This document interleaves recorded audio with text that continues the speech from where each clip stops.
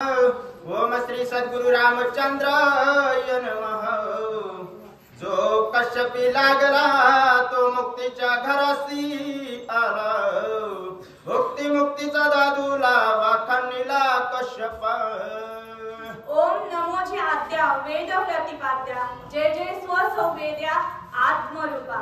हे ओंकारा सर्व प्राणी मात्राच्या हृदयामध्ये स्थित असलेला ओंकार, जो सर्वांच्या हृदयामध्ये आत्मा म्हणून संचरतो असा तो ओंकार, आणि त्या ओंकार परमात्मा रूपी ओंकारा तुला नमन असो।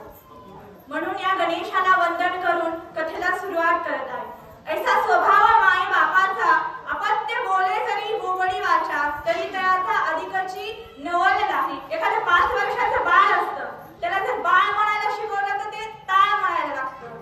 त्याला जर आई म्हणायला शिकवलं तर ते आ म्हणायला, तर त्याला आई काही सुचत नाही पहिल्यांदा, परंतु त्याला शिकवायचं काम होतं की बाळाला बाळच म्हणायचं, टाळ वेगळा असतो। त्याला पहिल्यांदा शब्द फुटायला लागतात, नंतर शब्द समजायला लागतात, आणि नंतर अर्थ समजायला लागतात। की ते बाळ म्हणजे लहान असतं, ही जी सुरुवात असते तसं या ठिकाणी बोलायचं काही लायकी नाही किंवा ज्ञानही नाही, परंतु शिकण्याची इच्छा आहे किंवा एक साधक असतो जो प्रत्येक गोष्टीला प्रत्येक शब्दाला अनुसरून ज्ञान देण्याचं कार्य किंवा शिकण्याचं कार्य सुरुवात करतो। तसं प्रारंभी माझं इथं काम आहे की एक शब्द हळूहळू शिकणं, आमची सर्व महाराज सिस्टम यांच्या सगळ्यांकडून शिकणं।